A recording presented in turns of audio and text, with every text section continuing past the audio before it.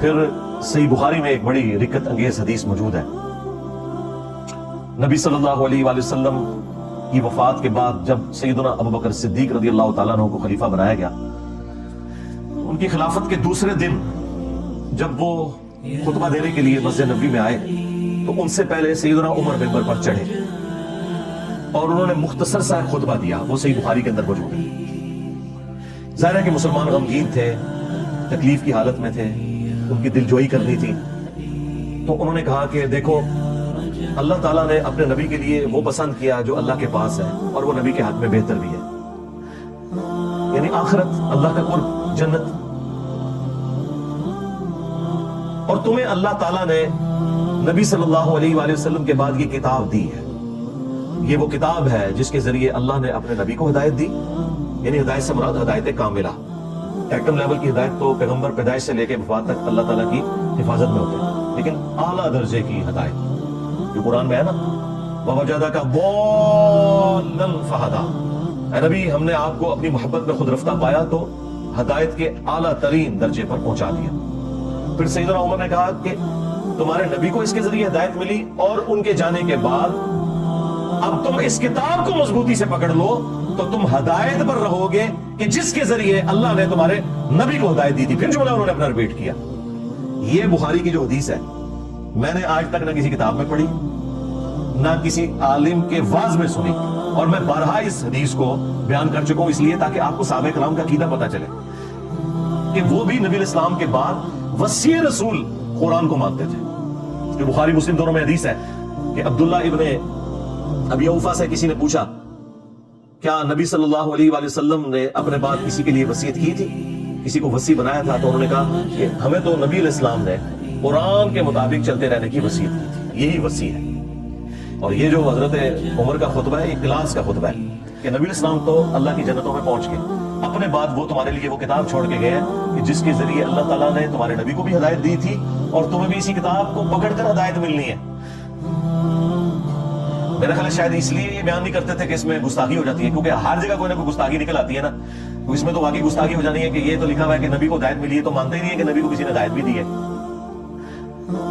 یہ تو آلموسٹ منی گاڈ ہی سمجھتے ہیں نا پروفٹ کے بارے میں عقیدہ رکھا ہوا ہے. تو وہ پھر ان کو ایک دم مصیبت پڑ جانی تھی کہ یہ ہم کیا بات کریں گے کہ نبی کو ہدایت دی اللہ تعالیٰ نے قرآن کے ذریعے. ہم تو کہتے ہیں قرآن ڈائریکٹ پڑھو گے تو گمراہ ہو جاؤ گے، یہ تو مردے بخشوانے کے لیے.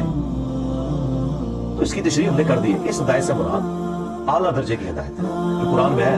وَوَجَدَكَ ضَالًّا فَهَدَىٰ، اے نبی ہم نے آپ کو اپنی محبت میں خود رفتہ پایا تو ہدایت کے اعلیٰ ترین درجے پر پہنچا دیا. یہاں پہ ضال کا ترجمہ گمراہی نہیں ہے. ضال کے دو معنی ہوتے ہیں، ایک گمراہی اور ایک معنی ہوتا ہے کسی کی محبت میں ڈوب جانا. جس طرح یوسف علیہ السلام کے بھائیوں نے کہا تھا اپنے باپ کے لیے، حالانکہ وہ پیغمبر کے بیٹے تھے، پیغمبر کے صحابہ تھے، کافر نہیں تھے، إِنَّ أَبَانَا لَفِي ضَلَالٍ مُبِينٍ، بے شک ہمارے ابا جان تو یوسف کی محبت میں ڈوب چکے ہیں. ہاں یہ ترجمہ نہیں ہوگا کہ ہمارے ابا جان گمراہ ہو چکے ہیں، یہ اگر بات کہہ رہے تو کافر ہو جاتے ہیں. وہ انہوں نے اپنے باپ کو کہا کہ وہ یوسف کی محبت میں ڈوب چکے ہیں. قرآن میں واضح ہے مَا ضَلَّ صَاحِبُكُمْ وَمَا غَوَىٰ، تمہارے نبی نہ کبھی گمراہ ہوئے ہیں اور نہ کبھی غلط راستے پر. یہی تو ہم کہہ رہے ہیں کہ اپنا امام اس کو بناؤ کہ جو نہ کبھی گمراہ ہوا نہ کبھی بے راہ چلا. یہ گارنٹی صرف اس شخص کے لیے جس کی قبر مدینے میں ہے صلی اللہ علیہ وآلہ وسلم.